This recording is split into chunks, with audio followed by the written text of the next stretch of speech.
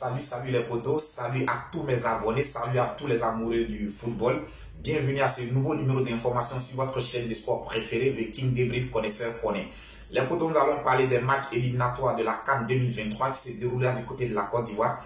Aujourd'hui, c'est disputé la 5e journée et nous allons essentiellement nous intéresser au groupe H, c'est-à-dire le groupe des éléphants de Côte d'Ivoire, pays organisateur. Les potos, aujourd'hui, les éléphants de Côte d'Ivoire pour cette 5e journée se déplaçaient du côté de la Zambie. Et il faut noter que les éléphants de Côte d'Ivoire ont été battus sur le score de 3 buts à 0.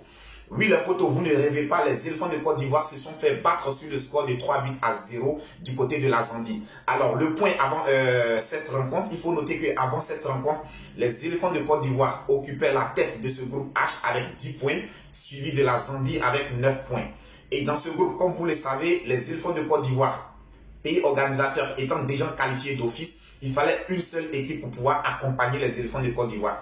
Donc aujourd'hui, c'était un match qui était vraiment très important pour les Zambiens parce que les Zambiens voulaient assurer leur qualification aujourd'hui à domicile avant le dernier match où ils se déplaceront du côté du Comore. Donc les Zambiens avaient à cœur de battre cette équipe nationale de Côte d'Ivoire aujourd'hui pour assurer définitivement leur qualification. Je pense que le message est très bien passé du côté de la Zambie parce que le peuple zambien est sorti comme une seule personne pour soutenir leur équipe. Ah oui, le 12e homme a répondu vraiment présent du côté de la Zambie. Et je pense que l'apport du 12e homme a payé. Parce que l'apport du 12e homme a permis nous a permis de voir une équipe zambienne vraiment transcender sur le terrain. Et la Zambie a battu les éléphants de Côte d'Ivoire sur le score de 3 buts à 0. Alors les potos, particulièrement, personnellement, quant à moi, je suis satisfait de cette défaite des éléphants de Côte d'Ivoire. Ah oui, je pense que cette défaite arrive à bon point. Cette défaite arrive à point nommé. Cette défaite arrive au bon moment. Les potos, je l'ai déjà dit, les éléphants de Côte d'Ivoire sont déjà qualifiés. Alors ces matchs constituent en quelque sorte des matchs de préparation pour les éléphants de Côte d'Ivoire.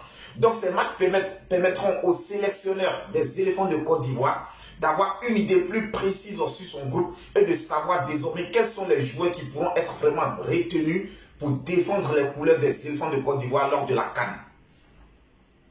Et cette défaite, moi je dis encore, elle est la bienvenue parce qu'elle permettra aux joueurs des éléphants de Côte d'Ivoire de redescendre sur terre. C'est la première défaite des éléphants de Côte d'Ivoire pendant ces matchs. Pendant ces éliminations, c'est la première défaite des éléphants de Côte d'Ivoire. Donc je pense que cette défaite est vraiment très importante et elle est la bienvenue pour moi. Elle est la bienvenue. Alors la première leçon que je peux tirer de cette défaite, les potos, c'est que j'ai constaté que les éléphants de Côte d'Ivoire, c'est une équipe qui a du mal à jouer hors de ses bases. Elle a des difficultés à évoluer hors de ses bases. C'est le 3e déplacement des éléphants de Côte d'Ivoire au cours de ces éliminatoires. C'est le 3e déplacement des éléphants de Côte d'Ivoire. Et en 3 déplacements, les éléphants de Côte d'Ivoire n'ont enregistré qu'une seule victoire. C'était la dernière victoire du côté du Comore. Puis ils avaient battu le Comore sur le score de 2 buts à 0. Le premier déplacement, c'était en Afrique du Sud où ils affrontaient le Lesotho. Une équipe de Lesotho que les éléphants de Côte d'Ivoire n'ont pas été capables de battre du côté de l'Afrique du Sud. Parce que le Lesotho joue ses matchs en Afrique du Sud. Et les éléphants de Côte d'Ivoire avaient été tenus en échec sur le score de 0 buts partout. Aujourd'hui encore, les éléphants de Côte d'Ivoire se déplacent du côté de la Zambie. Ils ont été étriés. On a vu une équipe lamentable des éléphants de Côte d'Ivoire qui a été battue sur le large score de 3 buts à 0. Donc, première leçon à tirer selon moi, je pense que c'est une équipe des éléphants de Côte d'Ivoire qui a des difficultés à évoluer hors de ses bases. Alors, pour revenir au match d'aujourd'hui, les potos, il y a vraiment beaucoup de leçons à tirer dans cette défaite des éléphants de Côte d'Ivoire. Il y a véritablement beaucoup de leçons à tirer. Et je vais d'abord commencer par la défense des éléphants de Côte d'Ivoire. Je vais d'abord commencer par cette défense. Alors aujourd'hui, la défense des éléphants de Côte d'Ivoire était aux abois tout au long des 90 minutes. Et souvenez-vous les potos, je vous ai dit, The King Débrief Connaisseur connaît. Quand je parle, j'ai l'impression qu'on n'écoute pas ce que je dis. Allez-y regarder mes anciennes vidéos sur les matchs des éléphants de Côte d'Ivoire. J'avais déjà décrié cette défense ivoirienne. J'avais déjà dit que c'était une défense qui manquait de concentration. C'était une défense, même lors du match aller contre la Zambie, pendant que nous menions sur le score de 3 buts à 0 dans les derniers instants, par manque de concentration, on avait encaissé un but. J'avais déjà souligné que ce n'était pas normal. Ça a été la même chose lorsque nous jouons contre le Comore à domicile. Pendant qu'on menait encore le Comore sur le score de 3 buts à 0, par un petit moment de relâchement, on avait encore encaissé notre but et j'avais décrié cela. Mais aujourd'hui, cette défense nous a encore prouvé que vraiment, il reste beaucoup de choses à faire. Cette défense nous a démontré que Jean-Louis Gasset doit vraiment beaucoup travailler avec cette défense des éléphants de Côte d'Ivoire. Parce que nous ne pouvons pas admettre, nous ne pouvons pas aller à la CAN avec une telle défense. C'est vraiment pas possible. Quelle lenteur dans les relances, dans les remontées des balles. Trop de lenteur au niveau de notre défense centrale dans les remontées des balles. Ah oui, ça il faut le souligner. Il y a vraiment trop de lenteur. Et à cause de la lenteur des défenseurs centraux des éléphants de Côte d'Ivoire, ça fait que même lorsque les milieux de terrain décrochent pour faire des appels de balles, mais à cause de la lenteur des éléphants de Côte d'Ivoire, tout de suite ils sont suivis par l'adversaire. Et la seule alternative qui reste, c'est de sauter le milieu de terrain et essayer directement de trouver les attaquants. Et ça, ce n'est pas le jeu des éléphants de Côte d'Ivoire. On sait ça, ce n'est pas notre point fort. Le point fort des éléphants de Côte d'Ivoire, depuis des années, on sait que c'est une équipe qui pratique un football technique. C'est une équipe qui aime la possession des balles. C'est une équipe qui aime pratiquer le jeu court alterné avec le jeu long. Alors, sauter le milieu de terrain, chercher à trouver directement les attaquants, c'est la faute des défenseurs centraux qui ont vraiment trop de lenteur dans les remontées et dans les transmissions de balles. Ça, c'est le premier défaut au niveau de la défense. C'est ce qu'il va falloir souligner aujourd'hui. Parce que la lenteur des défenseurs centraux facilitait aujourd'hui le pressing des attaquants zambiens. Donc ça, c'est la première chose qu'il faut noter. La deuxième chose qu'il faut noter, les potos, c'est le manque de communication au niveau de notre défense. Le manque de communication. Et cela s'est illustré sur le deuxième but zambien. Alors sur le deuxième but zambien, Eric Bailly qui devance l'attaquant zambien. Alors pour un joueur de la trempe d'Eric Bailly, une telle protection des balles, qui n'a même pas la capacité de pouvoir protéger son ballon comme il se doit. Manque de communication entre lui et son portier. Pendant que Eric Bailly est en train de protéger son ballon, pensant que son portier va sortir, le portier aussi pensant que Eric Bailly va lui remettre la balle en retrait, je pense que cette petite hésitation a permis à l'attaquant zambien de passer au milieu, de récupérer le ballon et dans les poteaux vides de marquer le second but zambien. Donc, manque de communication. Durant toutes les 90 minutes, on a senti que c'était une équipe, une défense des éléphants de Côte d'Ivoire qui ne communiquait pas entre eux.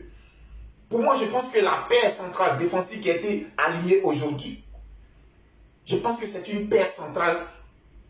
En tout cas, il n'y a pas encore de complémentarité entre les deux défenseurs centraux qui ont été alignés aujourd'hui. Entre Eric Bailly et Simon Deli, je pense qu'il n'y a pas encore cette complicité, cette complémentarité-là.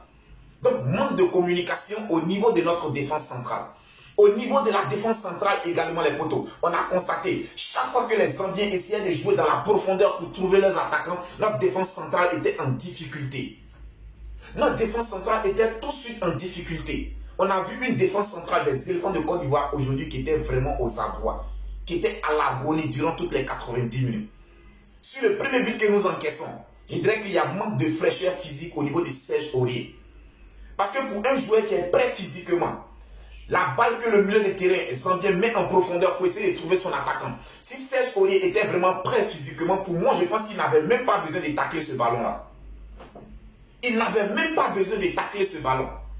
Mais là, on a senti encore un manque de fraîcheur physique au niveau de notre défense. Parce que notre défense a été prise vraiment toutes les 90 minutes. Elle a été prise par la vivacité et la rapidité des attaquants zambiens.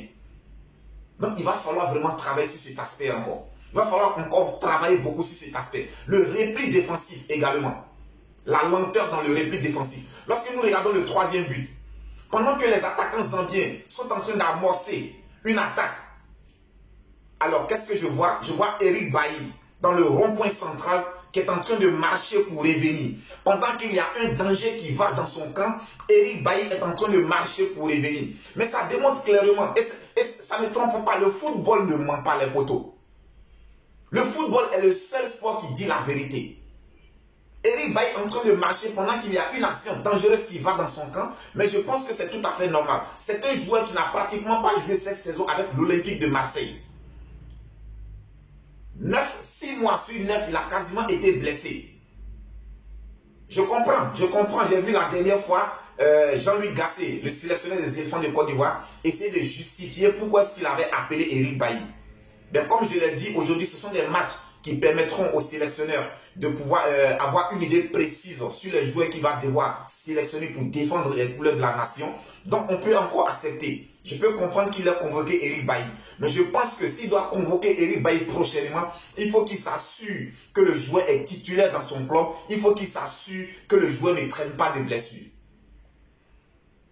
Donc les potos, comme je l'ai dit, première défaillance, premier défaut, première lacune, première carence au cours de ce match d'aujourd'hui, c'était au niveau de la défense. Je pense que même le portier Folli n'a pas assuré comme il a l'habitude de faire, mais aujourd'hui on ne tirera pas sur nos joueurs. Je suis juste en train de souligner les lacunes pour permettre à l'entraîneur et à tout le monde de pouvoir travailler.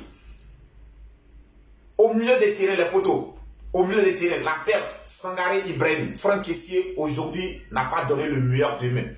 Ou bien ils ont essayé de donner le meilleur d'eux-mêmes, mais on a senti que dans l'impact physique, ils ont été vraiment dominés par le milieu des terrains zambien. Dans l'impact physique, ces deux joueurs n'ont pas eu aujourd'hui l'influence qu'ils ont habituellement dans le jeu des éléphants de Côte d'Ivoire. Et les potos, la faute, ce n'est pas forcément à eux. Je l'ai dit tantôt. À cause de la lenteur des remontées des balles de notre défense, mais ça faisait qu'à chaque fois que nos milieux de terrain se démarquaient pour essayer de solliciter le ballon, la lenteur des transmissions des balles faisait qu'ils avaient tout de suite quelqu'un dans leur dos. Et oui, et ça ne permettait pas aux joueurs au milieu de terrain ivoirien de pouvoir s'exprimer. Parce que la défense ivoirienne procédait toujours par de longues balles, sautait le milieu de terrain, essayait tout de suite de trouver son attaque. Et ça, ce n'est pas le point fort des éléphants de Côte d'Ivoire. Donc aujourd'hui, franchement, Franck Kessié et Sangaré Ibrahim, on n'a pas senti cet impact, cette influence qu'ils ont l'habitude d'apporter dans le jeu des éléphants de Côte d'Ivoire. On n'a vraiment pas senti cela. Au niveau de l'attaque, alors Jonathan Bamba, c'était son premier match avec les éléphants de Côte d'Ivoire, puis sa première sélection. Je dirais que les poteaux, il est carrément passé à côté de son sujet. Il est passé à côté de son sujet, mais la faute n'est pas à lui également. Parce qu'un attaquant ne peut pas être efficace s'il ne reçoit, s'il n'est pas alimenté par son milieu de terrain. Alors je viens de souligner tout à l'heure, le milieu de terrain ivoirien aujourd'hui ne pouvait lui aussi pas alimenter l'attaque, vu que la défense sautait le milieu de terrain et essayait tout de suite de trouver les attaquants. Jonathan Bamba, les poteaux, on le connaît, on sait que c'est un joueur qui a beaucoup de qualités et nous savons qu'est-ce qu'il est capable d'apporter à cette équipe nationale de Côte d'Ivoire. Donc c'est vrai que pour sa première sélection, pour son premier match, il passe à côté de son match, mais je pense qu'aujourd'hui, on ne va pas l'incriminer pour cela. Nous savons que c'est un joueur de talent et je sais que si l'entraîneur, le sélectionneur national de Côte d'Ivoire essaie de rectifier les choses que je viens de souligner tout à l'heure, je sais que Jonathan Bamba peut apporter beaucoup à cette équipe nationale de Côte d'Ivoire. Mais c'était la même chose pour Christian Kwame. Christian Kwame, à l'image de Jonathan Bamba, à l'image de toute l'équipe, aujourd'hui, lui également, il n'a pas pu vraiment apporter cette touche technique qu'on lui connaît. Christian Kwame et Jonathan Bamba, ils sont vraiment passés à côté de leur match. Je pense qu'ils n'ont même pas pu se créer de véritables occasions de but. Mais la faute n'est pas à eux, c'est tout simplement parce qu'ils n'ont pas été alimentés par un milieu de terrain aujourd'hui. Donc les potos, on assiste vraiment à une équipe de la Côte, on a assisté à un match aujourd'hui où les éléphants de Côte d'Ivoire ont vraiment fait preuve de carence. On a vu vraiment une équipe de la Côte d'Ivoire qui était lamentable, impitoyable, qui faisait pitié. Ah oui, les potos, c'est le mot. Les Zambiens nous ont dominés dans tous les secteurs de jeu. Défensivement, ils ont carrément pris toutes les balles aériennes que la défense ivoirienne essayait d'envoyer pour trouver ses attaquants. Physiquement, ils étaient présents. Oui, on a senti ça. On a senti une fraîcheur physique au niveau de l'équipe zambienne. On a senti qu'ils voulaient vraiment cette victoire pour assurer définitivement leur qualification aujourd'hui à domicile. Et ce n'est pas volé. Le score de 3-0 n'est pas volé, les potos. C'est même pas volé. Et je pense qu'ils auraient pu même marquer plus que 3 buts. Parce que franchement, la défense ivoirienne aujourd'hui, les potos nous a donné beaucoup de signes d'inquiétude. Oui, les potos, il va falloir vraiment s'inquiéter. Si nous devons garder une telle défense pour aller à la CAN, les potos, bien vrai que la CAN se jouera à domicile, mais je ne vois pas les éléphants de Côte d'Ivoire aller loin avec une telle défense. Franchement. Mais je pense que les potos, tout n'a pas été négatif. Tout n'a pas été négatif. Il y a quand même quelques points positifs. Et aujourd'hui, les points positifs qu'il va falloir souligner, c'est les entrées de Adingra et de Mas Alain Gradel.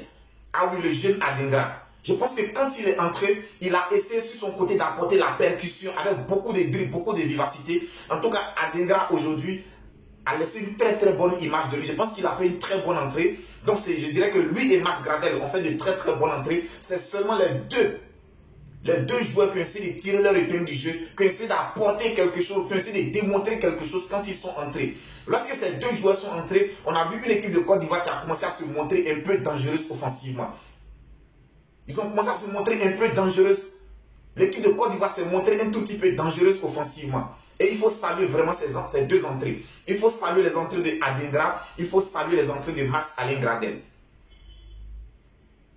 Alors les potos, pour la dernière journée, comme on le dit, la Côte d'Ivoire recevra le Lesotho et l'Afrique du Sud, la Zambie se déplacera du côté du Comore. Mais il faut noter que la Zambie est déjà qualifiée. Alors avec cette victoire sur les éléphants de la Côte d'Ivoire, la Zambie occupe la première place du groupe H, désormais avec 12 points, suivi des éléphants de Côte d'Ivoire avec 10 points.